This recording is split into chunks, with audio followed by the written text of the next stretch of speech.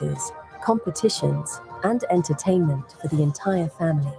From street food lovers to gourmet explorers, there's something for everyone.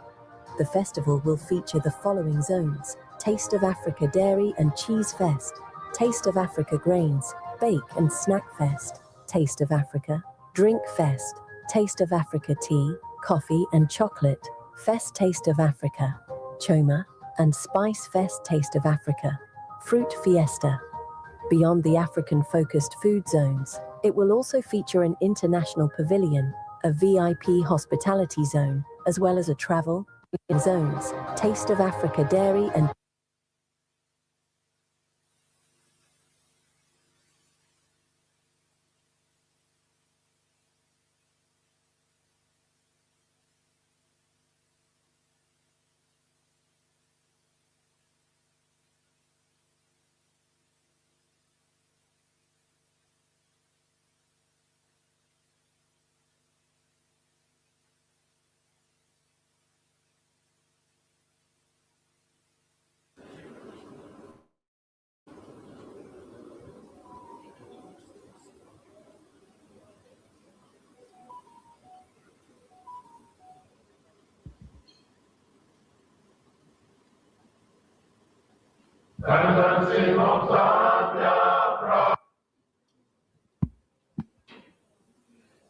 May I have all your attention? And I must say, we are very glad as Afmass to have you all here. My name is George Adiga, and I am the Business Development Executive with FW Africa. We do have our colleagues here. I think we shall be seeing them one by one. Our CEO is as well here with us. To kick off or to begin off the session, I would request all of us to stand up. And we have a word of prayer.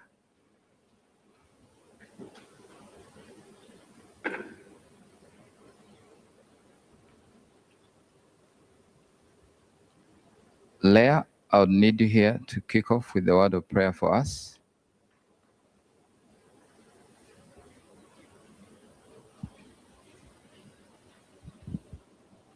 Hello, good morning. Yeah, all welcome here. Shall we just bow our heads and pray? Father, we thank you for today. Thank you. We honor you for this gathering today.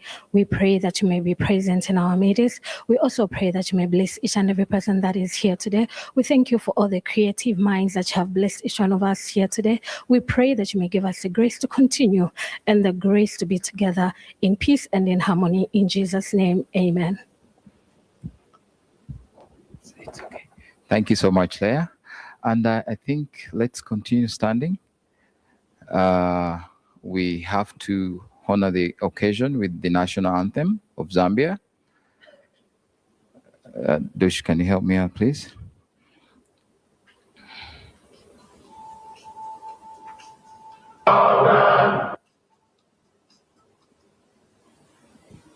Dancing of Zambia, proud and free, land of wealth and joy in unity. Victors in the struggle for our rights, we want freedom's fight, and strong and free. Africa is our own motherland, fashioned with and blessed by those who blend. Let us all happy people join us one. Brothers under the sun, and strong and free. One land and one nation is our cry. Dignity and peace in Zambia's sky. Like a noble eagle in its flight. Zambia, praise to thee, oh, strong and free. Praise be to God.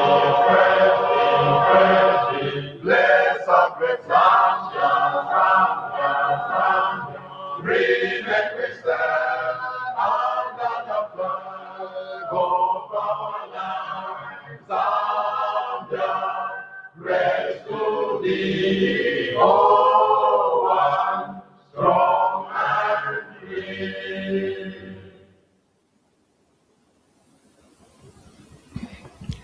Thank you. Thank you. We may now sit down, please. Thank you. Once again, good morning, or rather, good afternoon, I think. Yeah, thereabout. I'd like to welcome all you in your various dignitaries. Amidst us, we do have Madame Margaret Chibuka. She is the Director of Domestic Trade and Commerce from the Ministry of Commerce, Trade and Industry. Madame Margaret, you're welcome. And thank you for accepting our invite to be our guest of honor. We do have amongst ourselves, I think I've been informed of the Turkish ambassador. We do recognize you and we welcome you to Afmass Food Expo Zambia on Southern Africa edition. To all our exhibitors, sponsors, government representatives, and all other representatives from the various organizations that represent what we stand for as Afmass. We do welcome you all here. And for right now, I would like us to start off. I think we started a few minutes late or a few hours late, but now we can start off with a conference session. And I would like to invite Leah again. Leah is our FW representative here in Zambia. She's been doing a lot of work. Actually, it's me and Leah who have been doing all this. I think most of you here, you have seen our faces at your businesses. And thank you for welcoming us. You are really, really good people to us. And now this is what we really wanted you for. Leah, please come up.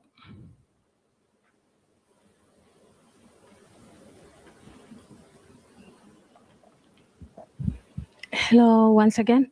You're welcome to Afmass Zambia Food Expo.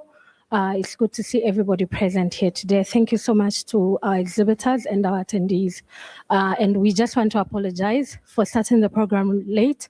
We just had a few hiccups here and there, but we promise that starting tomorrow, everything will run as planned and according to the program.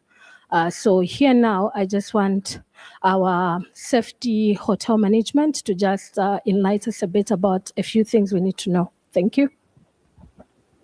Welcome to Radisson Blu Hotel Lusaka. I would like to take you through. I'm Brian. I'm the security manager for the property. I'd like to take you through some few safety arrangement and the housekeeping of the place. To start with, the housekeeping of this place for ladies, on my right, that's where ladies can actually go. That's where the washroom is. For the gents, on my left, the ladies, on my right, the gents. And then in an event there is a situation, an incident of fire or anything else, the siren will be able to ring. Here we have some speakers up in this dome. It will order to evacuate. The evacuation, we have got the doors just behind you. You see there are some evacuation signs, and then we'll be able to get out of the door. When we come out, we'll find there are some signages that will lead you to the fire assembly point in the car park. And then from there, we'll be able to address you. In an event someone falls ill, we have the first aid team that can come in and actually assist. And in an event there's fire, our fire marshals will come through and help evacuate the area. These are some few safety tips that I thought we should share. Thank you. Thank you so much, Mr. Brian. And in case there's anything else as at the event or exhibition, or you want further information about where you can get something, please do get in touch with me and I'll be able to help you. Thank you so much. May we continue. Thank you, Leah, and thank you, Radisson Blue, for giving us those insights and enlightening us. FW Africa. FW Africa, we catalyze Africa's sustainable growth. And we do believe that when people network, when people meet together like we are, definitely there's a chance for business to grow. With that, I'd like to call upon my CEO, Afmass, CEO, FW CEO, to give us a little brief of what the event is supposed to really be about, and there we shall move on from there. Thank you. Hello, and welcome to this year's edition of the Afmass Food Expo. This is our third time, and I think for some of the companies and even the attendees of many years back, you probably wondered where we went. We have one excuse, which I think many businesses have had to give for the last 6 years: COVID. Yeah. So because of COVID, we've not been back to Zambia. Our first time here was in 2018. And at that 2018 event, we had the event at the government complex within the Ministry of Commerce, Trade and Industry premises. The year after, 2018, we were here in October again at Radisson Blue, the same place. What makes it interesting that apart from the COVID excuse, the fact is event organizers have had a hard time, and I think even the market here has had its challenges over the last 2 to 3 years. We've always wanted to come back, but it's very encouraging that because of the support of the sponsors of this event, Andritz and Beulah, we've had Beulah's support for the last probably 10 years across the region. All the events we've done, Beulah has always been there. And we are quite glad that this year we've got Andritz to join us after doing some other activities together on our other activities in the magazines and websites. And we are quite glad. We have something here that shows that there is a bit more than meets the eye, isn't it? So we have around 15 companies across various technologies, from milling and feed technology, which is our biggest number of companies that we have on the show floor. We've got packaging, we've got ingredients, and then we've got partners from the government and the associations across this country. When we look at what we call the Afmass Trade Expo ecosystem, Afmass is more than that. And probably that's why I want to do the presentation on that. But before I make this very small presentation, we are a company that is fairly difficult to understand because we do a lot more than people think. So I would want just to make one comment.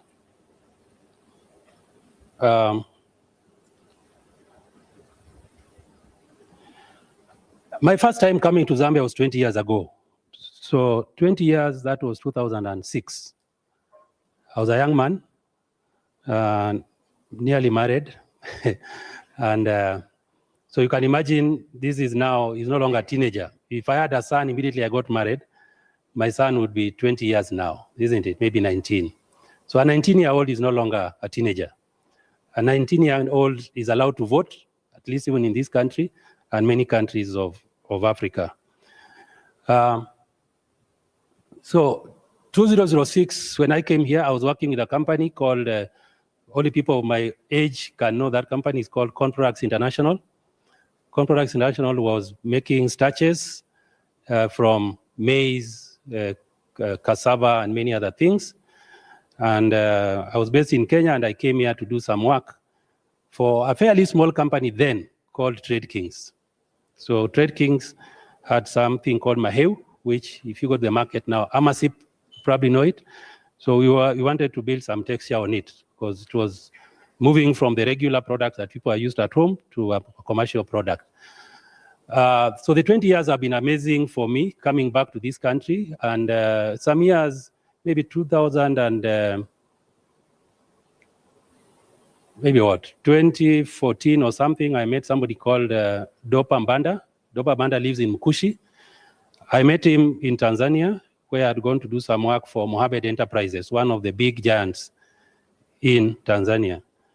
And, we kind of talked, and he asked me, okay, you are thinking of an event in the food industry. Why can't you come to Zambia? I said, okay. So our first event happened in Kenya in 2015. By then, it was maybe 3 or 4 exhibitors. It was basically a conference on food technology. So 3-4 years later, okay, so 2015, 2018, we were here. So that year, we did the 3rd edition of the Afmass in Kenya. By then, we were like 15 exhibitors, like the same size as the one you see here. And we came to Zambia for that, which was a daring move, because basically it was me and my small team to decide. Yeah, if we had a board of directors, we could have said no. But I told them, okay, I told my team, I know Banda. I've been in this industry probably now nearly 10 years, and I want us to contribute to the growth of the industry in Zambia. Yes. Now, the event in Kenya this year is celebrating 11th edition. And the exhibitors in that event is probably now 100 plus. So everything grows. So why are we here? Why we're here is that I'm a food technologist who was trained to make beer, to make yogurt, to make maize meal, to make sausage. I was trained in everything. So my work has been largely on how to, I worked in the industry, I worked in a bakery, I worked in a fresh produce company, but my dream was always to work in a brewery. Is there somebody from the brewery here? You can give me a job now, yeah? So I didn't get that. But one thing is that eventually I went into technical sales, and that's how I ended up here, and that's why we are here. Because eventually, over time, I kind of thought that I probably need to do something more. Our goal here is really to also help this country move to the next step. Not just Zambia, but this region out of South Africa. South Africa has a lot going for it. The industry is fairly mature. A lot has happened. But when you look around into this region, I look at Zambia as maybe where some countries were maybe 10, 15 years back in some spaces. But in some spaces, Zambia has overtaken giants like Kenya. I won't say which sectors, but I know there are sectors where Zambia is doing better than we are in Kenya.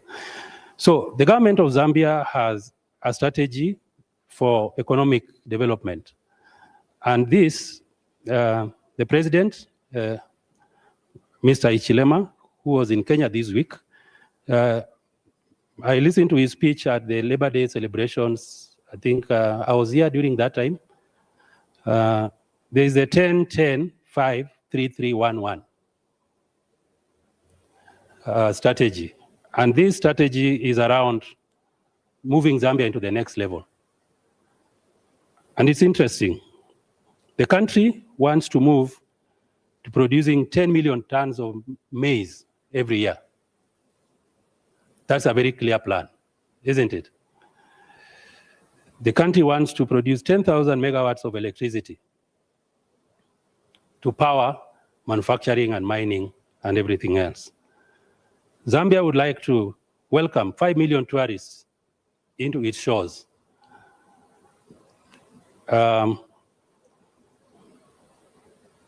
The next one is 3 million tons of copper. So for long, this country was known for mining. But increasingly, agro-processing and manufacturing has made so much strides that we are here now to build beyond that. There is a strategy to increase wheat production to hit 1 million metric tons for local and export trade. That's a very bold ambition. There is the last one of to create 1 million jobs in this country across the value chain. So ours is actually to come back here and re-emphasize this goal and help the government and the people of Zambia, not just to meet these goals, but actually surpass them. So with that, I would like to just, when we can have the screen on. I just want to take you through this. It will be fairly fast. But really, I think over time we need to understand each other a bit better so that you can ask the many questions that you have. Okay, Dush, how do we move this?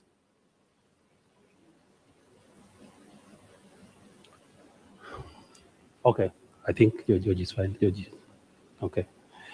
So, so our company is called FW Africa, but over time, we probably are doing a bit more than just Africa. A lot of work we are doing in how to merge what's happening in the Middle East into what's happening in Africa. So we are in the stage of maybe rebranding around our company. So we set up our operation in 2012. Immediately I left the company I was working with. Corn Products International is these days called Ingredient, for those in the ingredients industry. So we have 8 trade magazines and 9 news sites. You'll see them. We have 15 industry-focused event brands. This event has several components to it. When you walk around, you probably have a feel of it. We've hosted events, probably around 20 events in 4 countries. So Kenya is our home, it's fine. But we've hosted the same events here. This is the 3rd one here. We've done the same in Tanzania twice. We've done the same in Uganda with a strategy to grow that. There's a time I used to be the only person in the company. Now we are 30 people. We are still the smallest company in this room, I'm sure, isn't it? But we are growing. So our business is quite diverse. Our media is our publishing side of things. So we publish magazines and websites which inform people like you on what's happening in the industry. We host events like this one that we do here. We produce, we have a studio in our office. We do documentaries, we do videography, we do photography. The work we are doing here is actually largely done by ourselves. And digital, we do also activities for companies that want to have social media presence or want to make websites. So that's our digital side. I would want to just talk about the Afmass Trade Expo ecosystem, because this is an ecosystem. So what we are talking about is that Afmass starts from the farm all the way to the consumer. Maybe at some point, there's maybe a very big angle that we take at each of those stages. So the Africa Farm Tech Expo, which is part of this event, is focused on the farm issues, but we're not really looking at how my mother can weed her farm. We are looking at mechanization along the largely crop and dairy value chains and major crops like wheat and maize. So storage, fumigation stuff, and all that. How to make farming more commercial. So we are more focused with the commercial side of farming, not the small scale side of things. The processing and packaging side, which is what Afmass is probably very well known for. We cover the milling and feed, the bakery, the packaging side. Meat and poultry is a big component of that. Pet, we've introduced pets, and in the Kenyan event, we have quite a lot of companies coming in with pet solutions. Then the beverage side, and then a very important part of what we call is the ingredients. We probably don't have as many ingredients companies in this event. You will meet Equatorial Food Ingredients, but in our event, you probably get 10, 15 ingredients companies. Oh, there's another one, IFF is an ingredients company. Okay, then we have the retail and hospitality side. A lot of these things, if I go to Zambia, I find them actually processing and packaging. So they start from the farm, they process and package, and they actually do retail on their own. And this is very much reflected in a lot of value chains. Meat and poultry, a lot of meat companies here, they have that whole value chain. And they serve the consumer at some point, isn't it? So our idea is that this event should not be just be in one space, but you want to cover it from farm to fork. The last one, which is a new addition to our Afmass portfolio, is what we call the Afmass Food and Drink Festival. I'll probably get to explain that as we go forward. And there's something interesting as we go along. We realize logistics is everywhere. from the farm to the factory, from the factory to the retailer or to the place like here, Radisson Blue. The consumer requires products going to them. So the Africa Logistics Expo, probably here we don't have a logistics firm. In Kenya, we probably have like 15 companies, from shipping lines to warehousing and such. So what do we do? I want to rush this fairly fast. Our magazine, the biggest one, is called Food Business Middle East and Africa. This has been on since 2013, and it has a website, a news site, where we put the latest news. If you go here now, you'll find there's some 6 news items since morning. So my biggest team, around 12 of my team members, they are editors, they are food technologists like myself, they are chemists, and their work is to update these websites. Yeah. So if you go to foodbusinessmea.com, you'll get the latest news. Milling, Middle East and Africa covers our milling, bakery, and snacks space. Largely, commodity updates, what's happening in wheat, what's happening in soy, what's happening in sunflower, what's happening in rice. And there you'll get everything that's happening in that space. We have a packaging website. So this covers packaging and printing issues, which probably might not be very relevant, but everyone needs packaging, isn't it?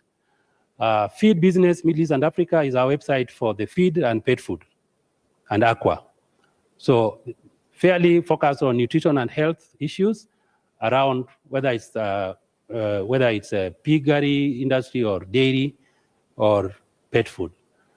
Horeca is our coverage for the hospitality sector. So this is not probably for what we are doing here, but the hospitality and travel industry is covered there. We go beyond food into the cosmetics, home and personal care. So how many of you have heard that Unilever is selling a portion their food business to focus on cosmetics? We've heard that. So Unilever is probably in Africa, has been here for more than 100 years. So the industry is changing, and we see actually even in the East African side, we see a lot of food companies going into cosmetics manufacturing.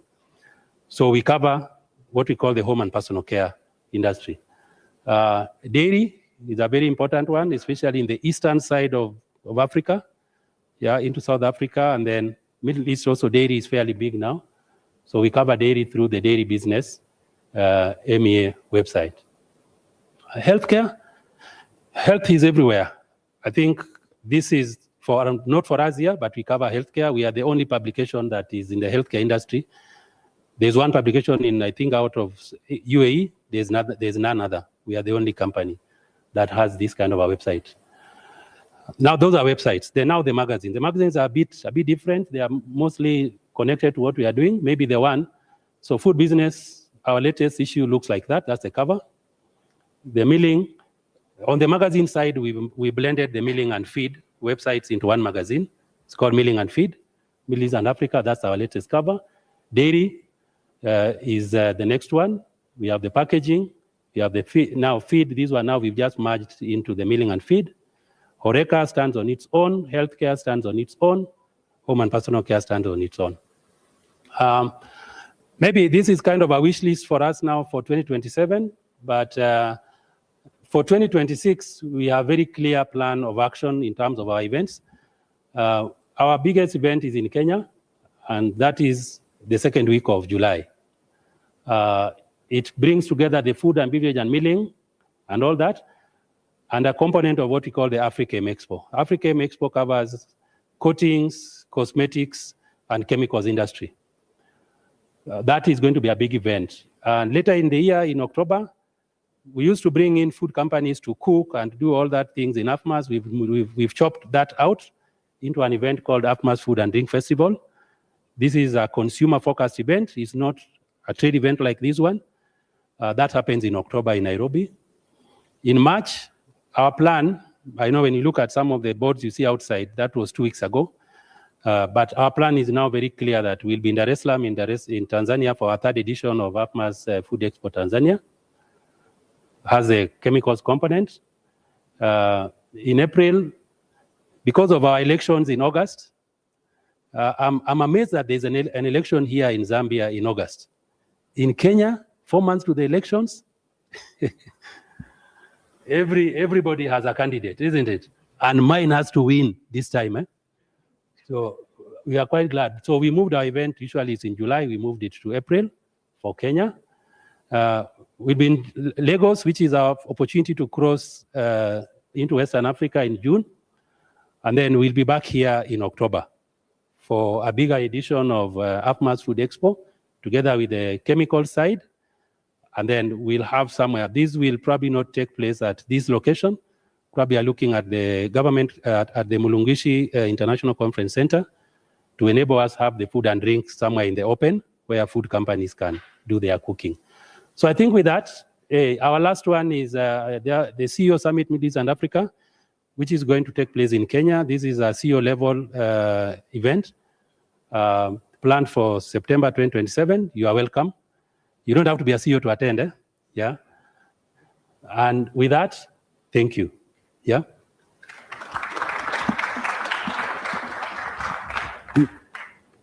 Okay, maybe my team can take over, George. Thank you so much. I think briefly that says it all. I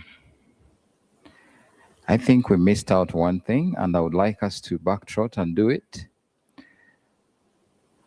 Madam Margaret, we would like you to come and officially open up the Afmass Food Expo, Zambia and Southern African edition. Just three minutes or 5 minutes would do. Thank you so much. Thank you very much. I would like to appreciate, I'm not I'm not East African, so we don't say A for A, we say AF. So I hope you can allow me to say Afmass. Yeah. Oops, I think I touched something, I'm sorry. So I am here on behalf of the Ministry of Commerce, Trade and Industry, specifically on behalf of the Permanent Secretary, who couldn't make it because of other pressing, equally pressing needs. I would like to greet you all and bring you greetings from the ministry. And also the minister, we mentioned to him he would have loved, but he was already on another mission. We delayed to confirm the program, and he was on another mission, so he's gone to visit some industries that were already confirmed for visitation.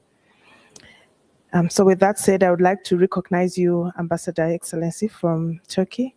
Thank you so much for gracing this occasion. CEO, thank you so much for coming back to Zambia. We appreciate your coming here and for being a wonderful partner to our development programs. Those that are exhibiting and here to see and here to listen, you are all welcome and you are all acknowledged.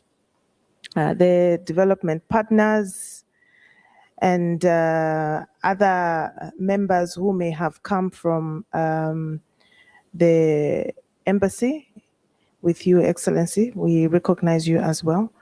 I should simply say, ladies and gentlemen, you are all welcome. It is really and truly an honor for us as a Ministry of Commerce and Commerce, Trade and Industry to be at this event. We appreciate the partnership that Afmass brings to this country. We especially really want to thank you for coming back. We understand that you have not been here, but we truly are grateful that you are here. So allow me to commend your organizers and your commitment to creating this platform that brings together various stakeholders in food. And thank you for the privilege to actually go around and meet everybody who's here to exhibit in this area. I've seen there's everyone from food, agriculture, big chunk of manufacturing, packaging, and it's really, really lovely to have all of you. It is a pleasure for government to work with partners like yourselves to ensure that we speak the same language and toe the chord of developing the country with private sector. Our president is a big advocate of private sector development because it is indeed that which develops. So as a Ministry of Commerce, Trade and Industry, we support seeing everyone all the way from small scale, medium, and to large scale. We are especially grateful to seeing that we have a combination even in the exhibition, and I can see in the room it looks like we do have quite a large combination, and we are truly grateful. The government of the Republic of Zambia does recognize the role that working together in industry does, and especially working together in areas of bringing stakeholders together so you can conference, you can interact, and you can actually get to know who is doing what and who is found where. So you can link and make your growth more sustainable and permanent. Africa really, I should indicate, has come from a long way. We have for a long time been talking about how we can grow together. Zambia specifically is blessed with quite a lot of things. Abundant land, water resources for us to be able to grow stuff. We have a population that is quite youthful, as everybody has always talked about this. And we also have quite strategic partners that link into our market. And much more importantly, we have always been positioned correctly.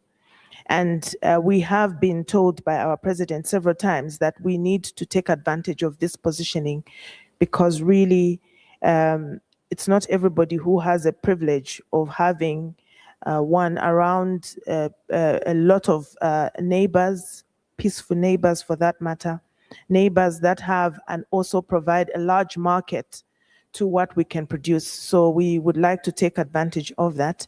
And it is important that those of you that have come and are bringing equipment that is meant to help us develop from moving from grandmother picking maize or nuts in the field to a fully mechanized operation that will help us increase what we produce, improve the quality of what we produce, and also add technologies that take us from a lower level to a much higher level. I would like to appreciate CEO for your remembering the figures that we are supposed to rally with, the 10, 10, 5, 3, 1, 1. It took me a long time to start mastering it, but now I say it like it's a song. So we move. When you have a target, it's very easy for you to move from one level to another, and it's very easy for you to check whether you are actually moving. And for us, having a target like that really makes us energetic to look at whether we are actually moving or achieving that which we need to achieve. So we thank you so much, and we thank you for believing in Zambia and believing in the people of Zambia and believing in our partners who also hold our hands. For us at the Ministry of Commerce, we are also looking at aspects of ensuring that when the Africa Continental Free Trade Area really booms and gets to its peak, we are not at the bottom of the chain. I am grateful to see that you have great partners in the Millers Association, and especially that this is food related. I am grateful to note that we have seen a company that has told me that they have been in Zambia, they are Zambians, and they've been here for really a long time and provide technical support to manufacturers. And in a very long time, I think the Manufacturers Association and its members have actually taken a really good lead in development and creation of jobs and ensuring that we can be seen on the map with that growth in terms of GDP. We really are truly grateful that once we hit the ground running, we should be able to fit into the Continental Free Trade Area like a giant. I appreciate that you come from Kenya, and I appreciate that we do have South Africa in here. We want to be able to say Zambia is now leading in this, and South Africa is number 2 or number 3, or Zambia is leading into this, and Kenya is number 3 or number 4. We would like to get ourselves to a point where we are not only processing to a level of saying we are processing enough to export, but we want to get to a level where we are saying we are processing enough to compete with the first quality in the world. So we truly are grateful, and we thank you for believing in Zambia. And we welcome all of you to partner and ensure that even as we move together, we shall one day come and say, Zambia is glorious because my part is this in this glory.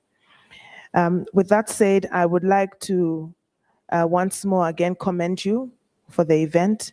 I would like to acknowledge and thank your sponsors that have made the event possible. Would like to thank the exhibitors and also the strategic partners that are on board for this year's edition of Afmass Food Expo. Your partnership to us demonstrates confidence in Zambia's growth and potential for the wider Southern African region. We truly are grateful. I would like to encourage all of us in here to fully take advantage of this event, to network, to get our businesses matched with whoever we need to match with, and to also just appreciate and learn 1 or 2 things for growth and for development of either our businesses or the business next to us. Let us use this platform to forge these great partnerships that will come to identify the various important investment opportunities and to build stronger regional supply chains. It is now my honor and privilege to, on behalf of the Ministry of Commerce, Trade and Industry, officially open this expo.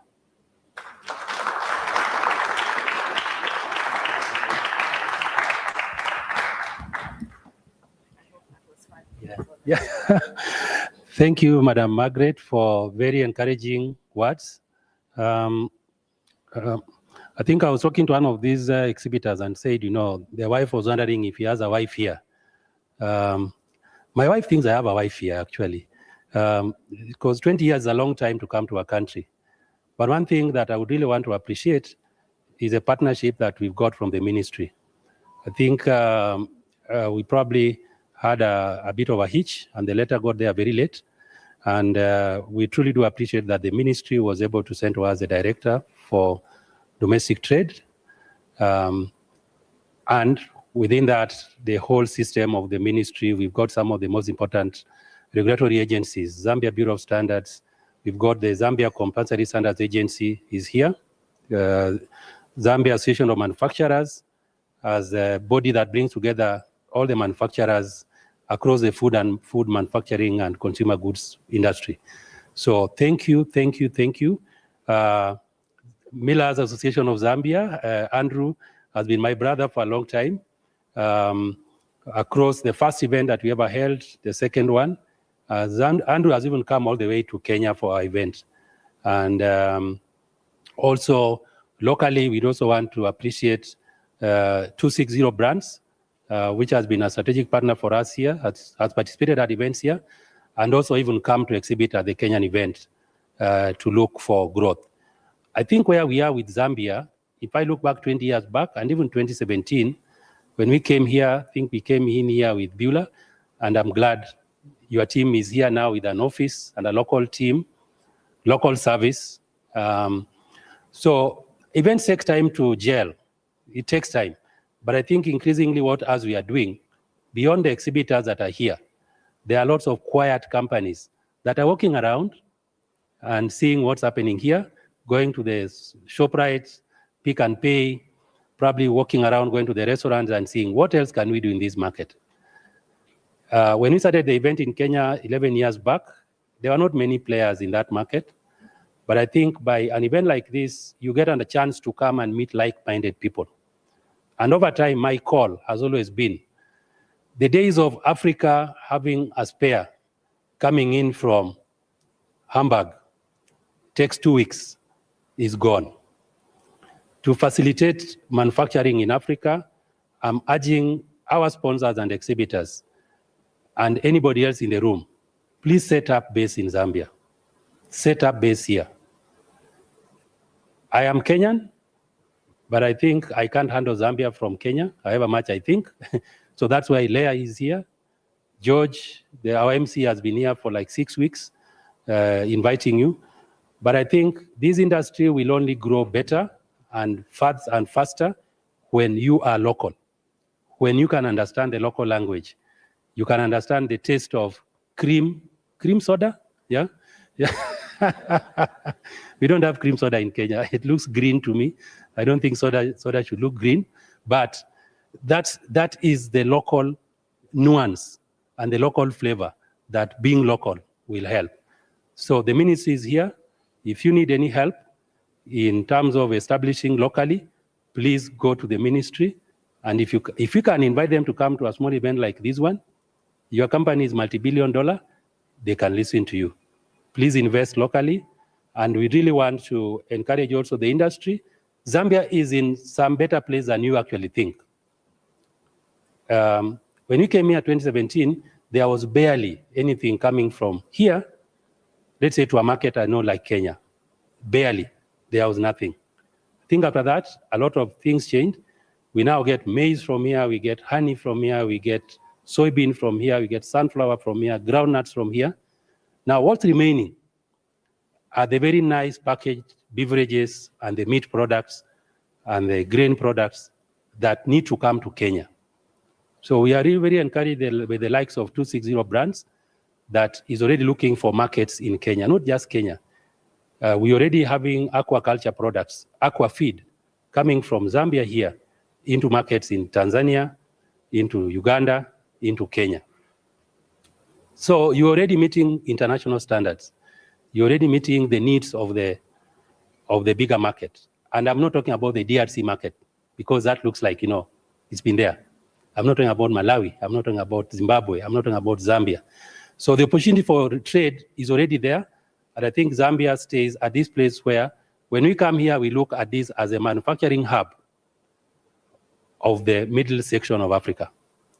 So let's keep up the spirit. Let's encourage each other. Thank you.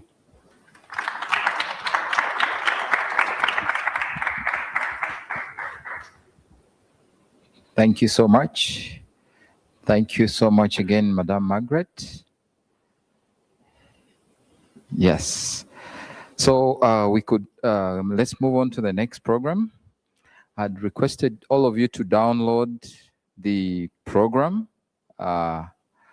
Once again, let me give you the website. You can download it. For those of you who aren't here, you go to www.afmass.com/south. That is where the program is. So to our distinguished guests, our dear sponsors, exhibitors, all the invited attendees, the business community, and everyone who wishes Zambia well. I would like to invite our esteemed sponsors, that is Beulah and Andritz. Are they here? Okay. That is wonderful. Andritz. May I have Mr. Faisal Beige, the Managing Director, Andritz, Dubai, Regional Director, Africa. And then may I have Mr. Marco Suter, I think I said it well, Beulah, South African. I must say that without you, our esteemed sponsors and exhibitors, I think the Afmass, yeah, we were told it's Afmass Food Expo wouldn't really take place. And I would like us to give a round of applause to our sponsors and all you exhibitors for making this possible. Please, let's do. And I would like you to take some time and introduce yourselves. Let me begin with Andritz. Please introduce yourselves. Let them know who you are and what your agenda is. Thank you. Thank you very much. Thank you very much for the opportunity. Really honored to be here. This is the first time I'm attending the event. And we have plans to attend most of the events you have planned for this year and the next year. It's a great opportunity to network with the like-minded people, as we said. From Andrew's point of view, and myself, my name is Faisal Beg. Have worked for the industry for many, many years. I'm based out of Dubai, working as a managing director for Andritz, and also regional director for Africa. We have a team on the ground based out of South Africa, from Kenya, covering this part of the market. So we are, could say, we are local. We know the players and players knows us. Andritz as a company is an Austrian company. I will give a little bit of brief introduction about the company and what we do and how we can see that we can work together as a strategic partner. So this is all from myself on a small summary and hand it over to Marco. Thanks, Faisal. Yes, good afternoon. Is it afternoon? Yes, it's afternoon. So good afternoon, ladies and gentlemen. Yes, my name is Marco Sutter. I'm the Managing Director of Beulah Southern Africa. As you hear from my accent, I'm Swiss, but I'm already since 15 years actually based in South Africa. Beulah is still a private-owned company, a Swiss company, more than 160 years old, in more than 140 countries globally present. But we have a bigger hub in South Africa, in Johannesburg, with around 220 employees for more than 50 years. We are in Zambia, in Lusaka, for more than 15 years, with around 7 employees. We obviously want to be closer to our customers. So Beulah is a solution provider in the food, feed, and automotive industry, where we obviously provide various solutions. Obviously, food is for Beulah one of the core priorities, especially when we talk about staple food. And staple food, obviously, we touch the nerve here in Africa, where we really see the source which is available, and obviously what we still can do, what are the options and the potentials. So Beulah definitely is very much committed to the continent Africa. So we have as well a school mill in Nairobi, where we train local people, because education on the end is actually one of the key. So again, thank you very much to give us the opportunity to be here again. Francis is running around. Good. Thank you for allowing us again to be here. Seems like we're behaving, so that's great. So looking forward for a fantastic event and obviously engage with everybody of yourself. Thanks a lot.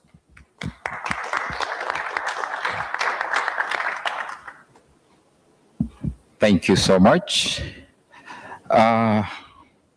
So right now we are going for the CEO's roundtable.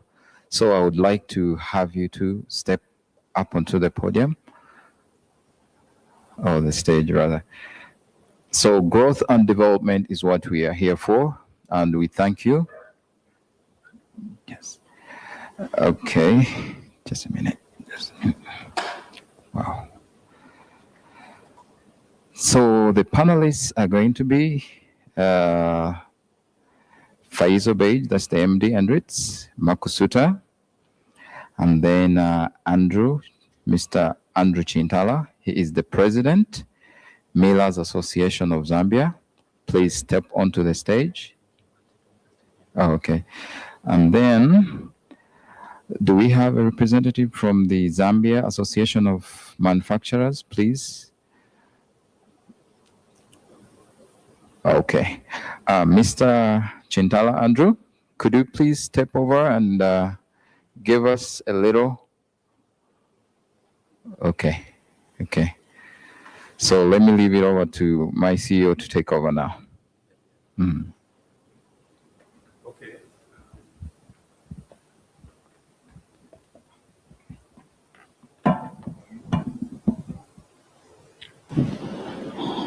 Okay, I think I would want to give Andrew a moment just to make his point. If there's maybe thing from the association perspective, what can you share with us today about the status of the milling industry in Zambia?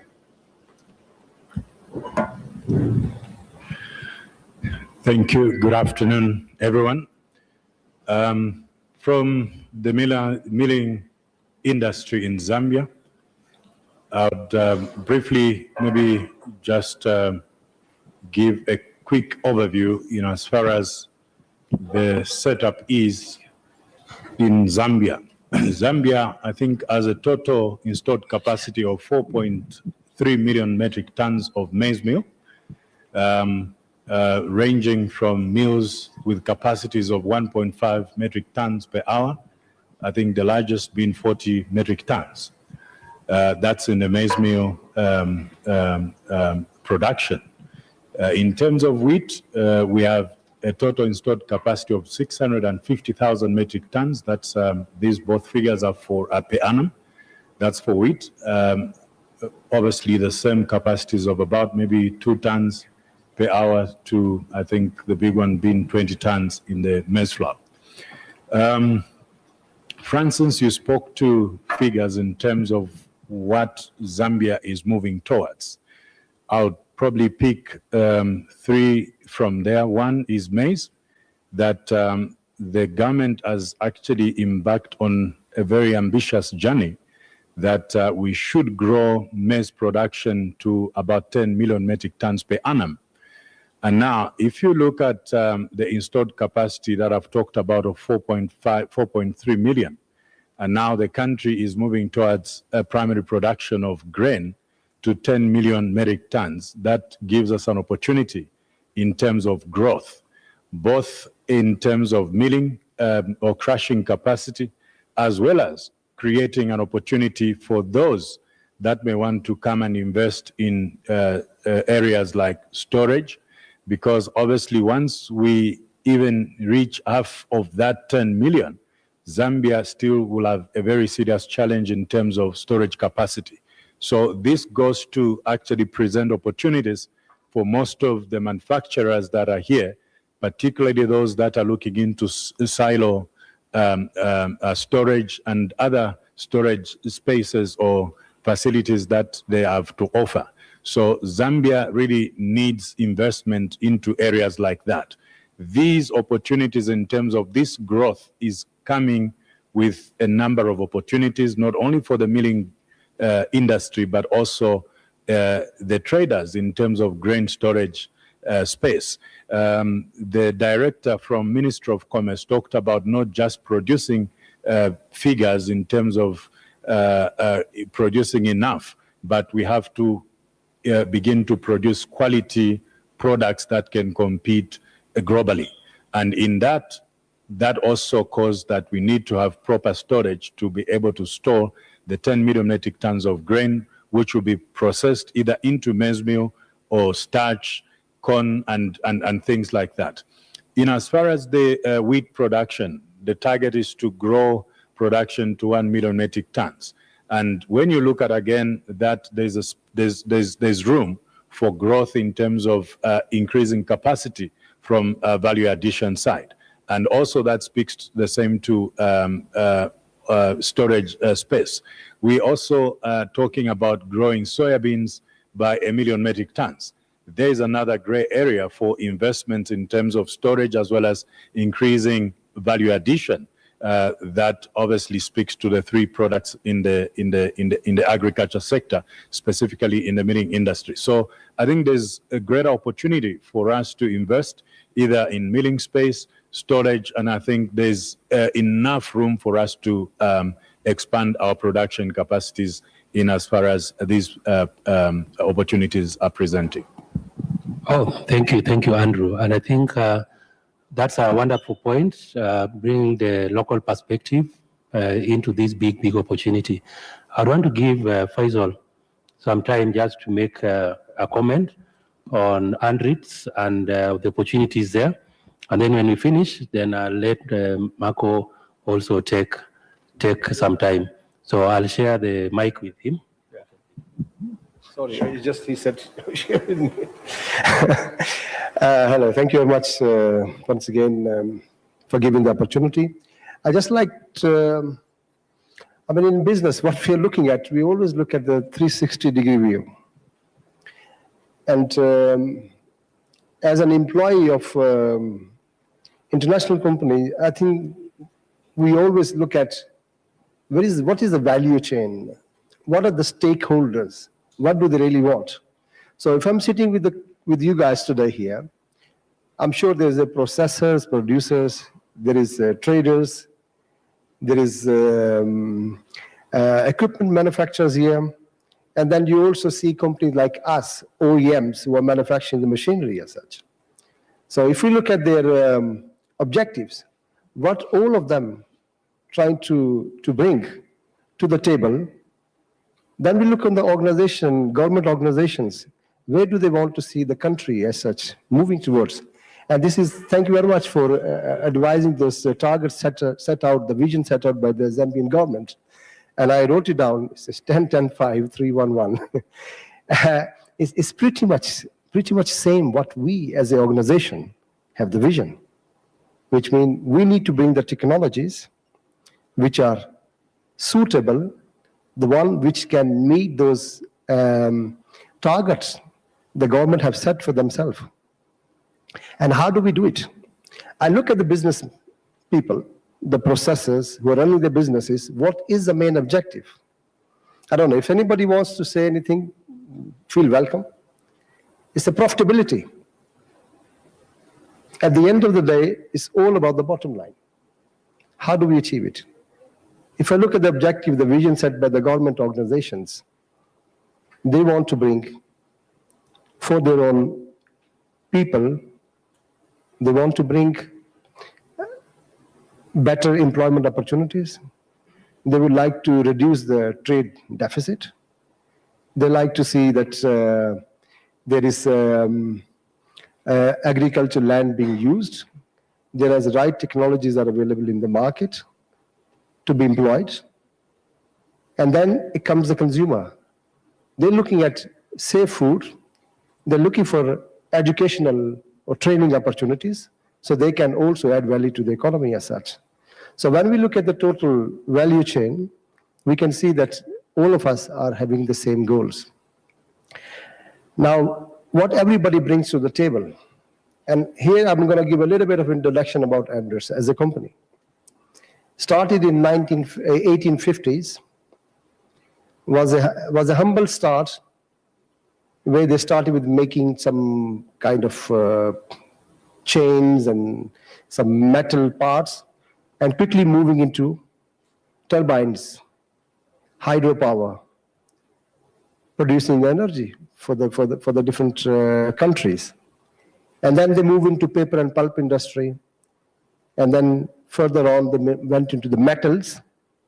I mean, when you make automobile, BMW, Audi, Mercedes, you need a machine to shape the car. So then there's another industry developed. And then we also start looking at the development towards the acquisitions, which took them to feed and biofuel division. So we are building the feed mills. Since with the acquisition, it's been going on for the last 90 years. So the experience is not only for the last few years, it's for the 90 years. And we have a manufacturing facilities all across the globe. So Anders as a group employs around 30,000 people, have a turnover of 9 billion euros, have offices or the production sites altogether 200 across the globe. And the future for them is digitalization. This is where they're really heading towards.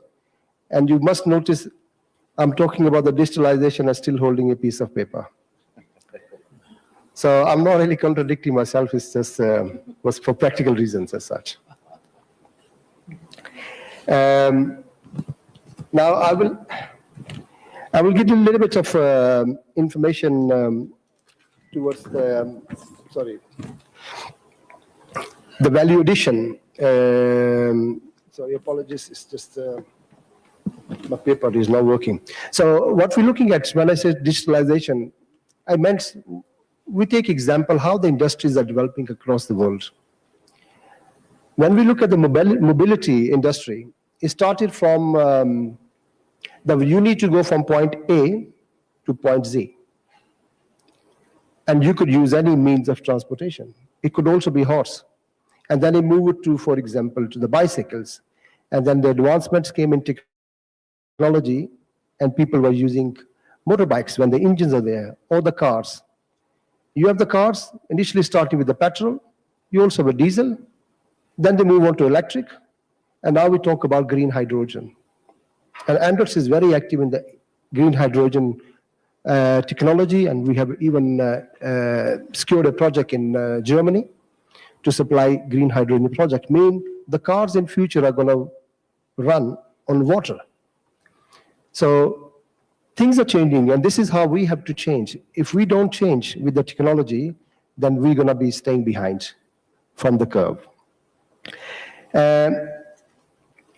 When companies like ourselves, Beulah, everybody comes together, only thing what we're bringing is that what is latest in milling, for example, what is latest in food processing. So I think it's all what you see in the most developed countries, in Europe, in North America.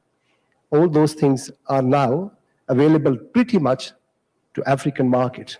The benefit of African market is Europe is getting more and more mature markets. They have done whatever they wanted to do. The population growth is not there. Here in Africa, everybody is looking at it.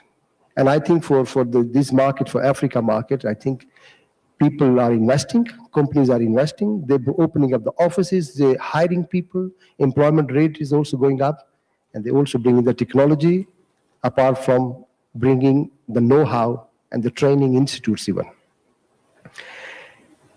What are the challenges we see today when I talk about the agriculture sector, when I talk about the feed milling, specifically what we're discussing today? Raw material, your cost of production. More you bring from outside, the cost of production going up, which means you are not competitive in the market. Your final product have a higher costing, thus has a higher prices as such.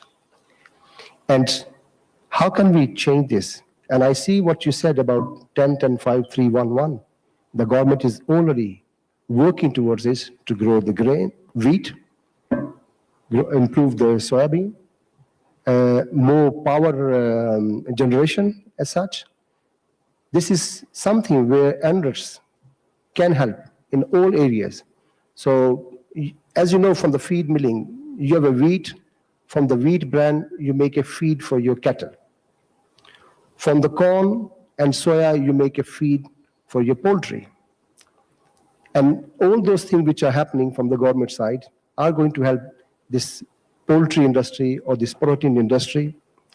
If we look at today in a comparison, I made a small comparison, what is the protein or meat consumption for most established countries, let's say in Europe versus Africa, the gap is huge. If I don't have the number in my mind, but let's say if one country is around 30 kilogram a year or a month, in Africa it's only maybe 1 or 2 kilogram. So the gap is huge. So there is a lot of room to improve.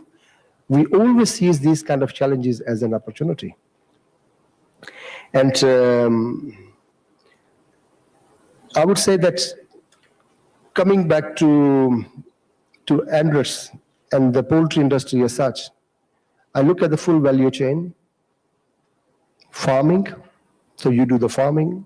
From farming, you go to the milling. From milling, you go to the feed business.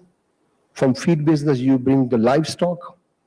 From a livestock, you are now bringing the food and beverages industry. And I'm very happy to see that you have a hospitality segment.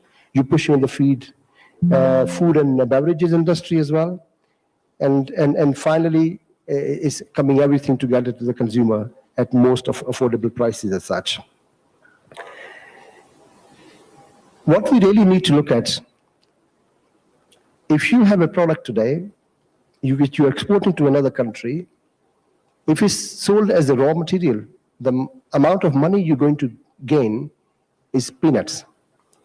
If you convert the same product into a value-added product, for example, you have a soybean, if you make oil out of it and export oil, that would bring a different level of margins.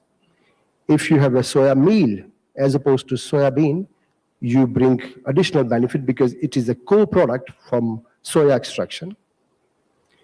And you can make full-fat soya from the same soybean. So there are multiple options with the same commodity. So Zambia brings the soybean, and we bring the technology to make it happen.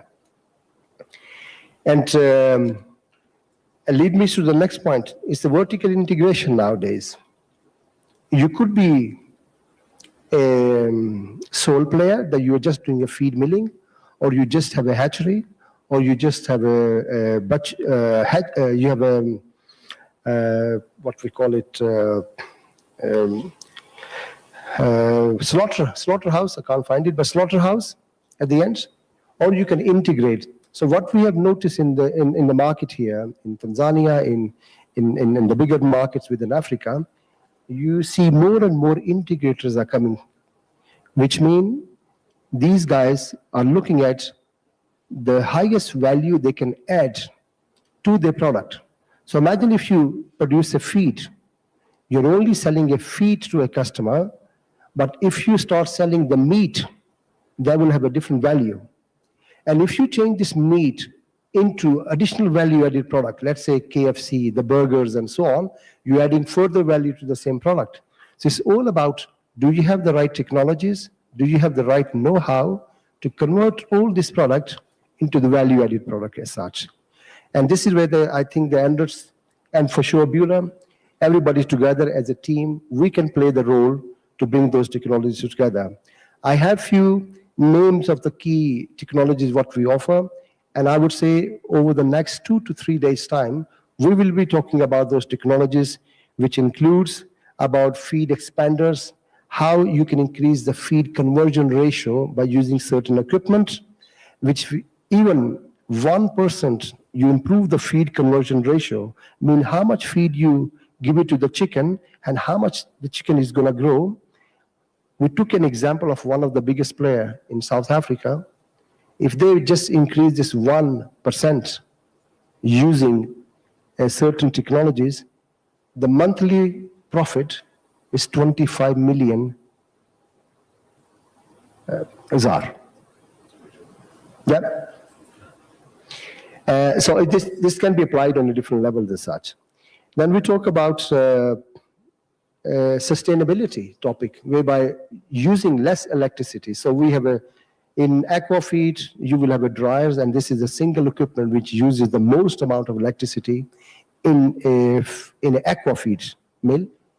How can you reduce the consumption of power in those kind of equipment? Then we talk about microfeed system, how you can increase the capacity of the same equipment by 30 to 50%. So there will be topics which my colleagues will be discussing. I have a colleague from Denmark, Niels, he will be talking about the same thing. Then I have a colleague from South Africa, Johannes, and then Anthony from Kenya.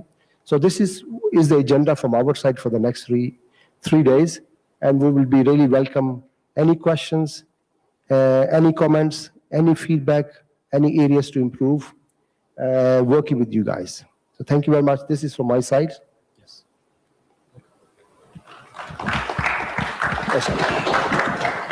I take my... Yeah, thank you. Thanks a lot. Okay, I think it was quite a mouthful. I try to be more digital than Faisal, sorry. No, but your question was obviously what impact has the company within Africa? And as I mentioned already before when I introduced myself, Bühler has already quite a history within Africa. The longest one is actually in South Africa for more than 50 years. And as I said, we started in Zambia 15 years ago. So it's clear a company goal and a strategy. Africa is the growing continent. Bühler, as a private-owned company for more than 165 years in the market, started in the milling industry, obviously expanded into all other businesses. We actually claim today that around 2 billion people get in touch with food every day which are produced on Bühler machines. And around 1 billion people drive in vehicles who has parts who are produced on Bühler technology. So this is a huge responsibility to Bühler and towards the society. And of course, with that, the responsibility also towards this more than 8 billion people. So we also know our planet is going, the space gets less and less. And the biggest challenge we still have is around 800 million people that go every day hungry to bed. So we are under pressure. Our food system is under pressure. And obviously, we need to work together to get this correct. Now, obviously, business as we did usual doesn't work anymore. We need to change. Our agriculture sector is severe under pressure. It's around 25% of the greenhouse gas emissions comes from the agriculture and from the farming. We have around 1/3 of the food which is lost or wasted to the whole value chain, from the field to the fork. We have around 20% of premature death because about malnutrition. And obviously we cannot ignore the climate change. We have severe droughts. We also experienced that here in Zambia, in Zimbabwe, in South Africa. Now this year we have floodings. If you watch the news as we speak, Cape Town is literally underwater. Severe storms. So as well with this, we have soil erosions. We have less and less land mass actually we can use for agriculture sector. And last but not least, as well, soy and maize, the majority, means more than 70%, is actually used for the animal feed sector, to feed our animals. So actually, the food processing sector gets extremely under pressure with just when we look at those figures. But nevertheless, on the end, everybody still speaks about Africa. Africa has the youngest generation globally, with a media age of 19 years. It is expected by 2050 around 2.5 billion people live on this continent. So obviously with this, there's a lot of challenges. So challenges, first of all, we need to feed those additional 1.5 billion people. But as well, obviously, there's more jobs which can be created. There can be more supply chains. There can be more local grains going. And I think this is the opportunity we need to take. Because on the end, we still depend too much on imports. I think we heard it before already. We are still depends of the whole supply chain shocks. And as we feel it now again, Middle East crisis and the whole food supply chain just breaks away because we import too much from overseas. Still, many countries are dependent on Forex. There's no Forex available. They want to invest, but there's no Forex. And obviously, as well, the negative trade balance as well is quite a challenge. But on the end, Africa has a powerful source. And this is actually 60% of your land mass is still uncultivated and available to feed the world. I think this is the power which the continent needs to take. Now, obviously, sustainability is a big topic. Also, Faisal mentioned, I think everybody talks about sustainability.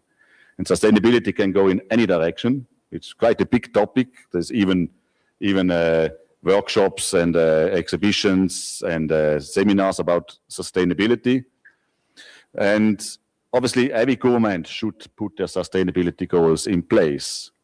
And one, also Faisal mentioned, that is food security. We cannot break away sustainability goals and the food security. It's key. And obviously on the end, we talk about food safety. We cannot neglect food safety. We had cases, and we hear as well tomorrow from my colleague Glenn, when we talk about aflatoxin. It's a threat. It's really a dangerous mycotoxin, and we have cases where kids died. So we cannot neglect it. But as well, Bühler, internally, we also put our sustainability goals in place, which means we want to reduce further waste, water, and energy by another 50% in the whole value chain of our customers.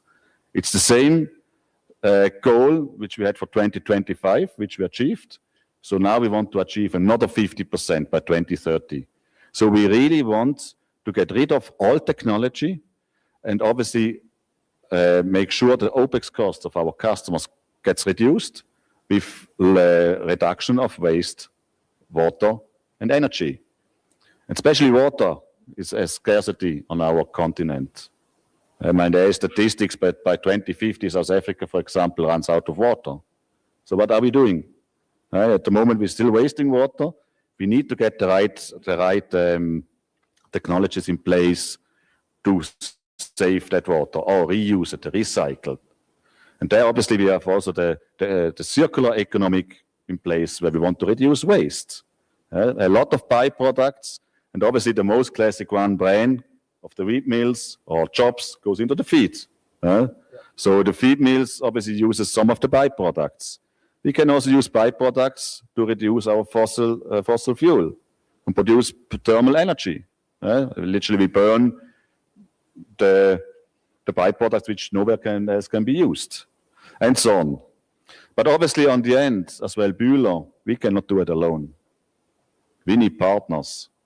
And partners is actually everybody who sits here in this room. If we want to grow as a continent, as well, the government needs to partner. We need the NGOs. We need the food producers, the manufacturers.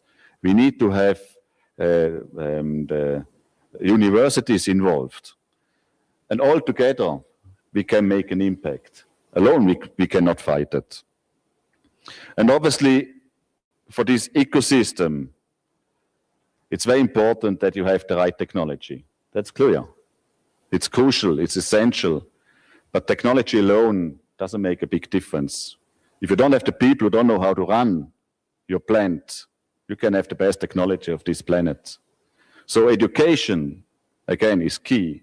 If you don't invest into education, we will not have future operators and millers and food producers who actually can produce safe food the most efficient way, who know how to take care of your assets.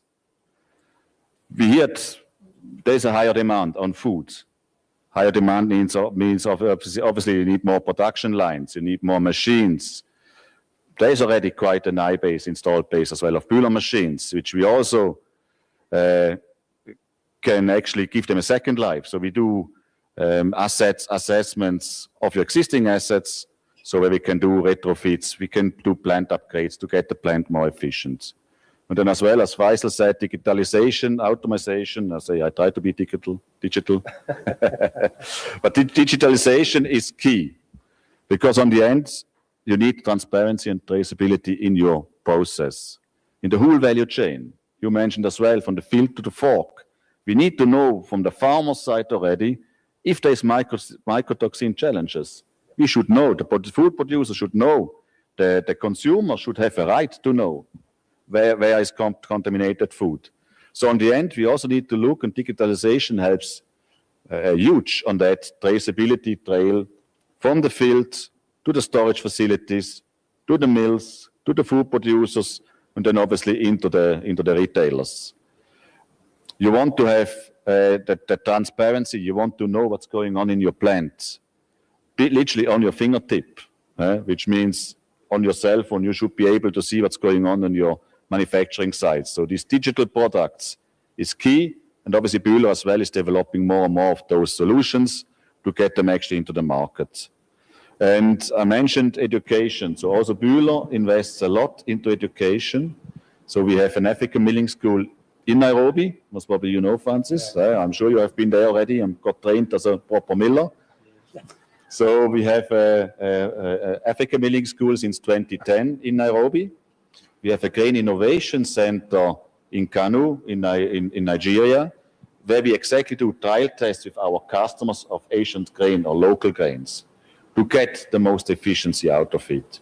And then for our cacao customers, we have an application center in Ivory Coast as well to develop their own products. And we see clearly the trends. Customers want to create value to their raw materials, not just produce flour. They really want to create a value add and be less dependent of imports. And I think that's the right way where Africa needs to go.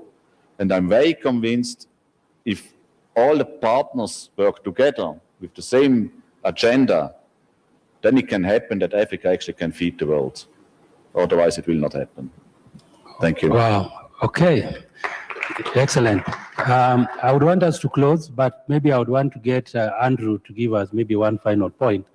Maybe we are out of load shedding issues, and the sector has grown significantly. I think someone was telling me last year, several wheat millers came into the scene. So what is the next step? What do you think the milling industry is looking forward to into the next 2-3 years from your lens? Thank you, Francis. Yes, I think the two presentations that have been made, obviously speaking to some of the innovations in terms of responding to opportunities that are there. We do agree and appreciate that there's growth, and this is something that we are experiencing almost rather on an annual basis. Now, if you look at the Africa Continental Free Trade Area that Director Margaret Chikuva spoke about, if you look at the entire trade, as if you were to look at the statistics of 2024, Africa alone from the trade, I think, only accounts for about 14 to 15%. And now, Africa Continental Free Trade Area presents a market to over maybe 1.3 million people or billion people. And now that is a huge opportunity that obviously we have ahead of us. In terms of where we see ourselves, obviously, we are trying to look at other markets available. Obviously, traditionally, we've been looking at the Democratic Republic of Congo in terms of taking our value-added products. And obviously, in some cases, we'll look at maybe Malawi, but the big trade is in Congo. And now there's a new, there's a push to open the Rubito corridor that now we're trying to link into Angola. That is another huge market that obviously is soon coming to actually be part of the trade in Africa. So in as far as that is concerned, I think we're trying to position ourselves. So we are talking about the growth in terms of increasing productivity. But obviously on the other end, there is the energy deficit in terms of supporting this growth. So it is good to hear when he was speaking about enhanced, obviously, utilization of energy in terms of how can you use less energy to do more. I think these are these are technologies that we are looking for. So if you look at the installed capacities and in terms of utilization, you see that the variance there could be about mill utilization would be around 70%. You still have 30% which you are not utilizing. And part of that is due to lack of energy in terms of supporting that.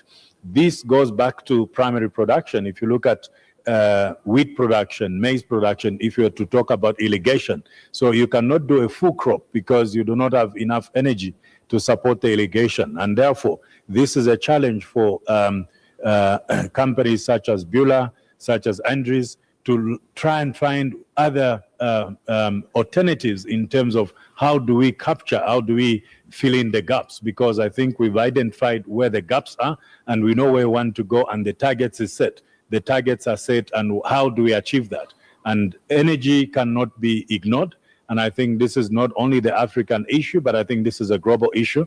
And we hope that Zambia already has started responding by promoting the energy mix, where we have solar solutions and other solutions that are coming on board. But look, when you're talking about manufacturing, you're talking about big machines. So hence, I think that is a very big opportunity for manufacturers to try and bring solutions in order to help us enhance our productivity.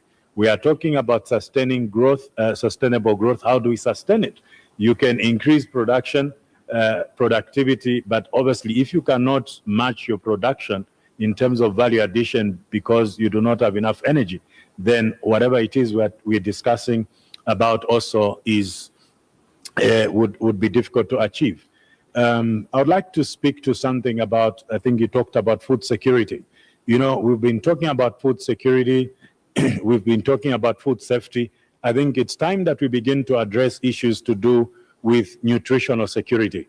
And I think there are companies here that are providing ingredients, nutrients, and all that. So he talked about the stunting levels. So I think there is room enough. We are producing this food, but how healthy is it? What health benefits is this bringing, to a larger population? And I think there is enough and there are more opportunities that if we can work together, there are enough brains within this room, enough expertise. So all we need to do is to sit together, identify the gaps, and begin to develop some of these innovations that would support the growth that we are talking about. Thank you.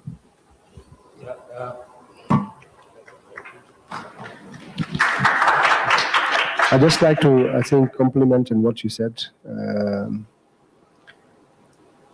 I'm speaking to people here, they come to the booth, and one thing everybody is scared of is too expensive. New technologies, your machines will be very expensive. And I remember meeting one of the Kenyan customer. He said to me, actually, it's more expensive to buy the cheap ones. To run those kind of machines and the productivity you get and the amount of energy consumption you get from those machines, you're actually not better off. You have a lot of downtime. You cannot predict something can go wrong with these machines and so on and so on. So I have started to notice for years now, for the last maybe 15, 20 years, that companies who want to target African market, they are now designing the product which are suitable for this market. They are offering the products at prices which make sense based on the size of the processor or manufacturing companies. So let's not be afraid of asking or assuming that company would be very expensive. Number one. Number two, all those technologies or digitalization to save energy in the existing operations are simply a retrofit. You don't need to put up a new plant. It could well be just a small software upgrade in your existing system to bring those benefits. Small amount of hardware, and there is just a coding for 1 week, and you have the solution.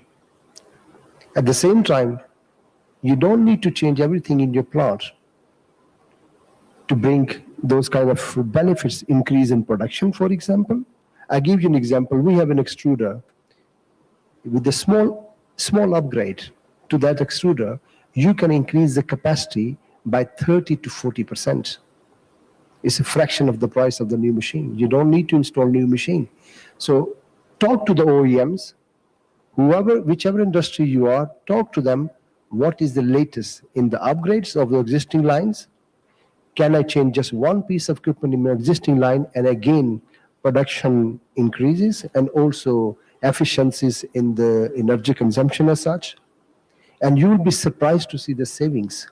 You'll be shocked to see that these savings can pay for the employees you have in your factory on a monthly basis. This is the kind of number I'm talking about, that you don't need to pay those salaries in future from your pocket. You will pay from those savings. So do talk to the companies, because they are developing, and AI is coming very, very fast. Androids employs around 2,200 people only in automation and digitalization. And we have not dozens, we have hundreds of applications within the organization which can be applied from one industry to another. So feel free. Sorry. Oh, thank you, thank you. I wouldn't want to have questions, not that there are no questions in the room, but I'm very sure that if these are the questions, we'll run this beyond what we really thought we could. But the gentlemen are here. They have booths, Andrew is around. So please, let's have some conversations with them and let's find some answers. I would want us maybe to finish the official opening so that I know the Madam Director probably would want to run somewhere and I would want to let her go. But for me, it's actually to say thank you, gentlemen. The conversations around food security, food safety, sustainability, feeding ourselves with better quality food is a moving target. Our population is growing every day. And I think the gentlemen have put it very clearly. And so let's get into action. Let's close this and let's move on to the next session. Thank you.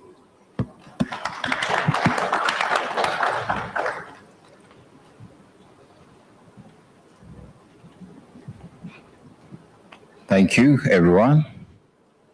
And thank you very much, Andritz and Beulah.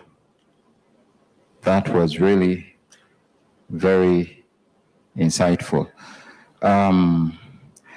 Before we break off for lunch, I would like to have a quick technical session from IFF, Technical Sales Manager.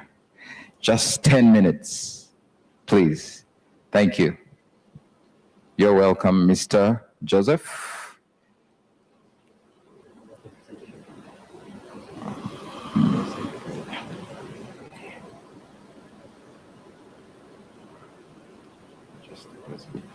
Thank you. As they're opening the presentation, so my name is Joseph Kiplagat from IFF, the Animal Nutrition Division, Danisco Animal Nutrition.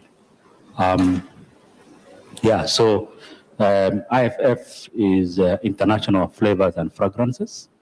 I've got a number of divisions as shown there.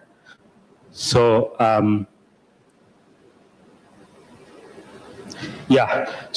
like I mentioned, I come from Animal Nutrition Division of IFF. And today, I will be talking about enzymes and gut health innovations for cost-efficient in livestock production. So maybe before we go deep into that, just slightly to talk about IFF. Like I mentioned, we have got a number of divisions. So we have got the flavors, fragrances, food ingredients, health and biosciences. So for the animal nutrition is in the health and biosciences division. And just to go slightly deep in health and biosciences, so we have got health sciences, which in health sciences, we basically produce probiotics for human health. And then for food bioscience, we have got the enzymes for various food industries, dairy, bakery, and brewing, and a few others. And then for home and personal care, we equally have enzymes for soap detergents, of course, laundry, dishwashing, and the like. And then before I go to animal nutrition, just to mention about grain processing. So we equally produce enzymes for biofuels. And in animal nutrition, this is what we are going deep, we produce enzymes, probiotic, and natural betaines to be used in animal nutrition. So just a quick understanding for our market. This is the global market. So IFF, 1 out of 3 probiotics supplements is IFF probiotic. Then, of course, 1 out of 5 baked foods has got IFF enzymes. 25% of chicken feed has got IFF enzymes. And then, of course, 1 out of 3 yogurts globally are made with IFF cultures. So just to show where we are in the global market. 50% of laundry enzymes is IFF enzymes. So why are we doing this? Is we are seeing a quick growth in the mega trends, and this population, human population is increasing. We have got, of course, pressure of sustainability, and then health and wellness.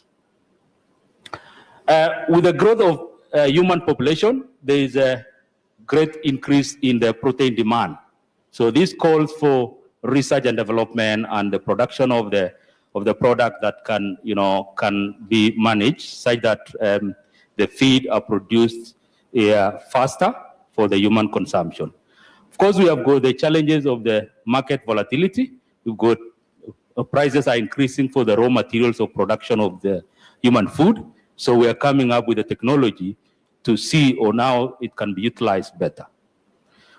There is a lot of great food industrialization, which calls for use of additives such that it can fasten this food industrialization. Sustainability, we've seen a lot of emission of nitrogen and carbon dioxide. So there's a call to manage all this. And then, of course, the use of, there is a lot of pressure to reduce the use of antibiotics globally because of this resistance of antibiotics. So deep into animal nutrition, and I would like to talk about the poultry production challenges. We've got a lot of challenges in the poultry production, and this is the reason why we are coming up with these technologies to manage some of these challenges. At the moment, we have got unclear decision making on feed additives. So we are calling to ask, what can we do better? And then, of course, there is increased pressure on consumer. Consumers are asking, how can you reduce the use of antibiotics? And then, of course, there is a need for consistent growth performance. So animal nutritionists have got pressure to produce, consistent growth performance of the chicken and swine and ruminants. So that pressure calls for more specific technologies. And then, like I mentioned about the volatility in production cost. So everywhere in the world now, everybody is asking, how can we reduce the cost of production so that whatever it lands onto the table, it's slightly cheaper, or farmers can benefit better.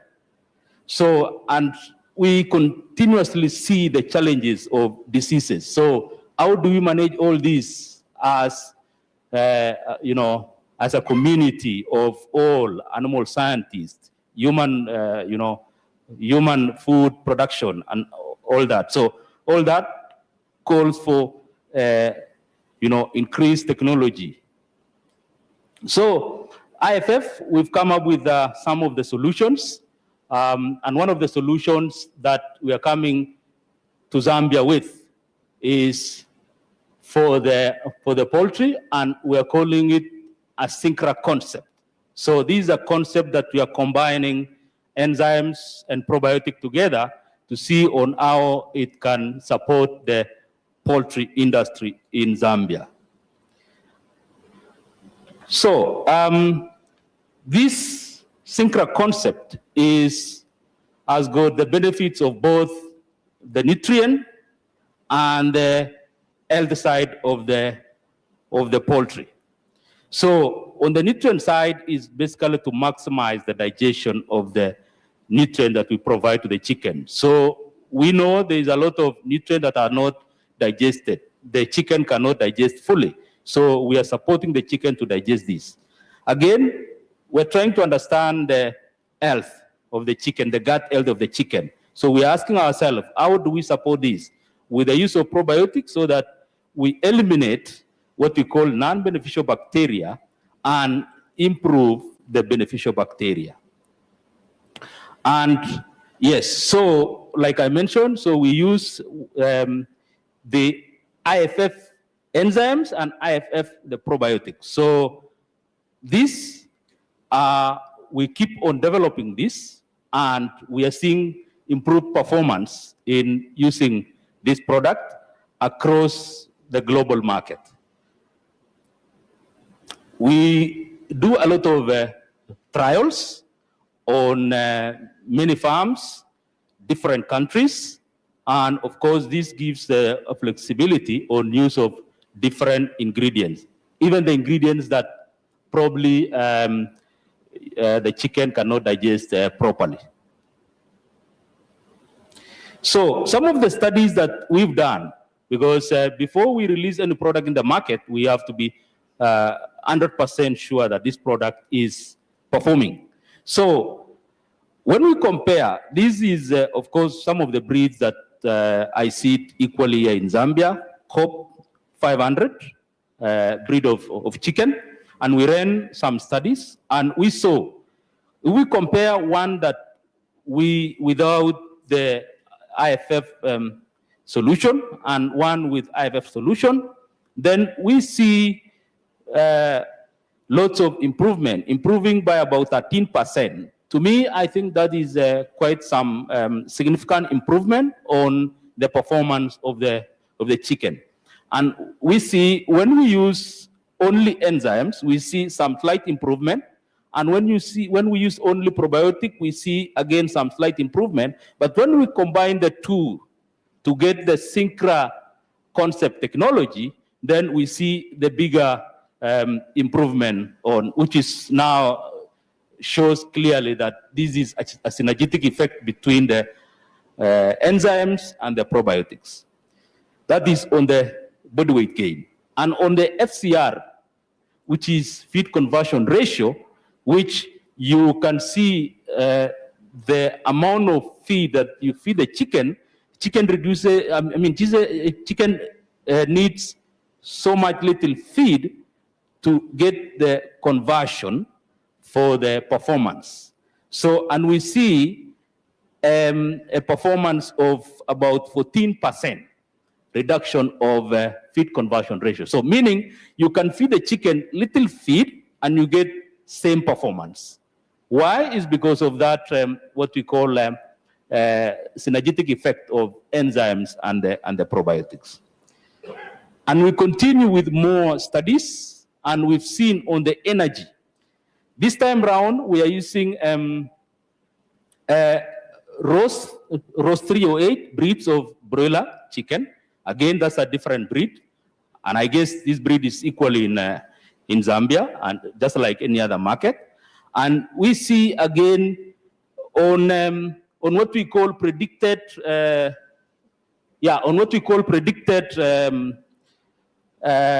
figures, it will have landed somewhere here.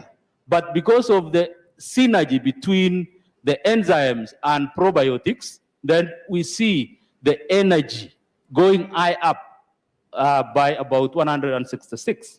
So that shows that this technology is working, and we are using globally, and we're seeing this great performance. So these are true figures.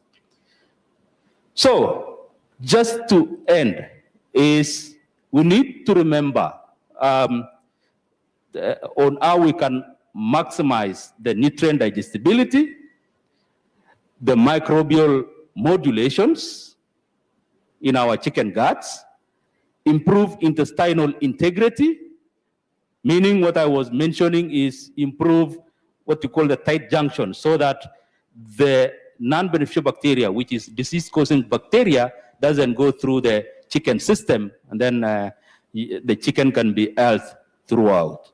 And then, of course, you improve the immune response regulation. So with that, I say thank you. You are invited for to come to our booth, and then we can discuss further on the benefits of using IFF solution in animal nutrition, or even in human food nutrition, and many other. Thank you so much.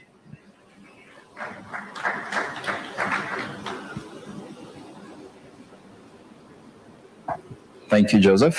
Asante sana. And with that, I think I should let us go have a lunch break. I think some of us are really looking like our energy levels have dropped, so we need to go have some bites. And then during the lunch, basically lunch break is about also networking. We organize these events basically to have mutual business networks that really work.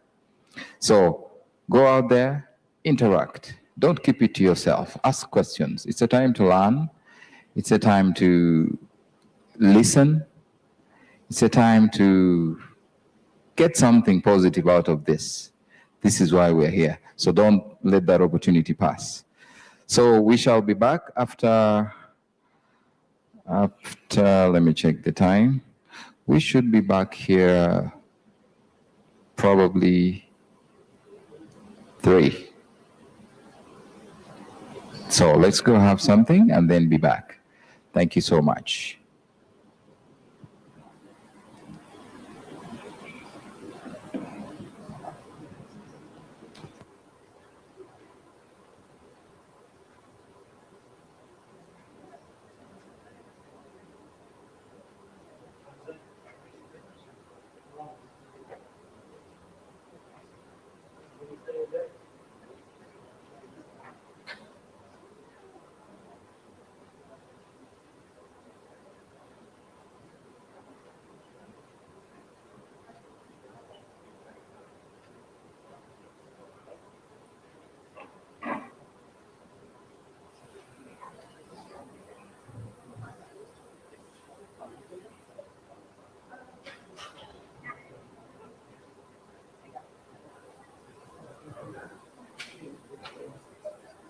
Are you ready to take your business to the heart of Africa's food, beverage and milling industry? Join us at Africa Food Manufacturing Events in 2026, happening across 3 key markets: Western Africa, Eastern Africa and Southern Africa. Come showcase your innovative solutions across food ingredients and additives, food processing technologies, food packaging solutions, lab technologies and quality control, milling and grain processing technologies, transport, logistics and cold chain solutions.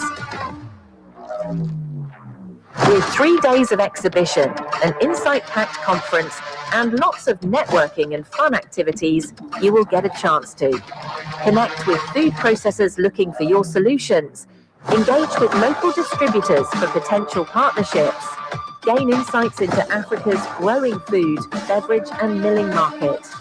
Showcase your solutions where Africa's food industry stakeholders meet. Secure your booth today.